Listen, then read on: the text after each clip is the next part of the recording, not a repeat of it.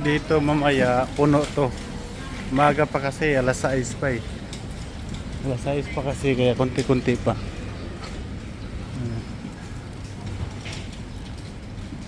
Daming mga itong mga ano, mga street food. Hindi ako makatulog. Kaya ngayon, pumunta muna ako dito sa labas sa street market. Kasi bumibili ng ano, pagkain. Mura lang pagkain nila dito. Mas mura pa sa Pilipinas. Mamaya pakita ko sa inyo yung binili ko.